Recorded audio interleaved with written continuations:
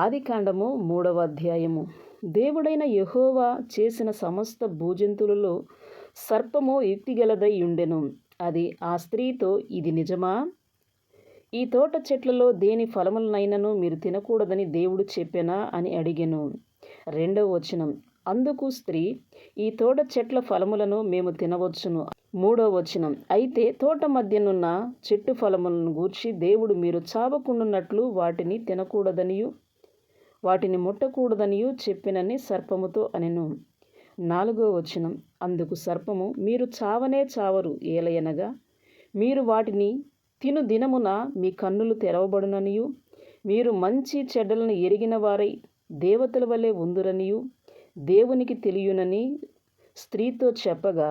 6వ వచనం. స్త్రీ, ఆ వృక్షము ఆహారమునకు మంచిదియు కన్నులకు అందమైనదియు వివేకమునిచ్చు రమ్యమైనదియునై ఉండుట చూచినప్పుడు ఆమె దాని ఫలములలో కొన్ని తీసుకొని తిని తనతో పాటు తన భర్తకు ఇచ్చెను.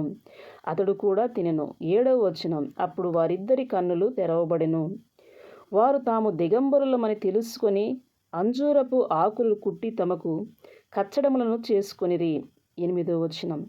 చల్లపూటన ఆదామును అతని భార్యయు తోటలో సంచరించుచున్న దేవుడైన యెహోవా స్వరమును విని దేవుడైన యెహోవా ఎదుటికి రాకుండా తోట చెట్ల మధ్య దాగుకొనగా. 9వ వచనం. దేవుడైన యెహోవా ఆదామును పిలిచి, నీవెక్కడ ఉన్నావనెను. 10వ వచనం. అందుకతడు, నేను తోటలో నీ స్వరము వినినప్పుడు దిగంబరునిగా ఉంటిన గనుక భయపడి దాగుకొంటిననెను. 11వ వచనం. అందుకాయన, నీవు దిగంబరివని నీకు తెలిపినవాడెవడు? నీవు తినకూడదని నేను నీకు ఆజ్ఞాపించిన వృక్షఫలములు తింటివా అని అడిగెను. 12వ వచనం. అందుకు ఆదాము, నాతో నుండుటకు నీవు నాకిచ్చిన ఈ స్త్రీయే ఆ వృక్షఫలములు కొన్ని నాకియ్యగా నేను తింటిననెను.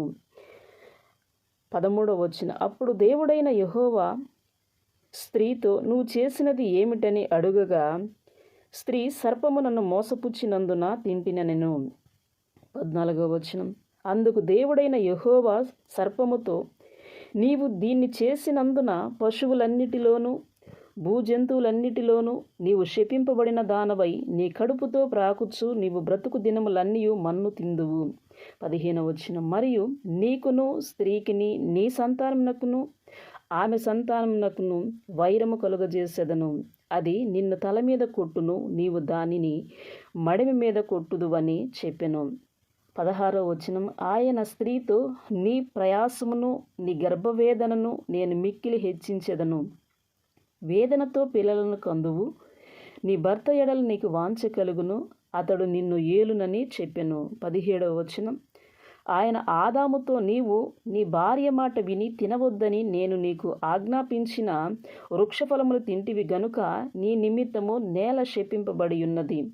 ప్రయాసముతోనే నీవు బ్రతుకు దినములన్నీయు దాని పంట తిందువు. 18వ వచనం. అది ముండ్ల తొప్పలను గచ్చ పొదలను నీకు మొలిపించును, పొలములోని పంట తిందువు. 19వ వచనం. నీవు నేలకు తిరిగి చేరు వరకు నీ ముఖపు చెమట కార్చి ఆహారము తిందువు, ఏలయనగా నేల నుండి నీవు తీయబడితివి, నీవు మన్నే గనుక తిరిగి మన్నైపోదువని చెప్పెను.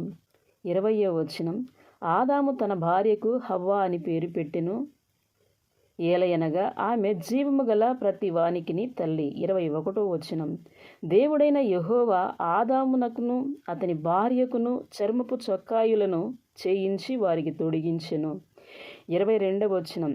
అప్పుడు దేవుడైన యెహోవా, ఇదిగో మంచి చెడ్డలను ఎరుగునట్లు ఆదాము మనలో ఒకని వంటి వాడాయను, కాబట్టి అతడు ఒకవేళ తన చెయ్యి చాచి జీవవృక్ష ఫలమును కూడా తీసుకుని తిని నిరంతరము జీవించునేమో అని.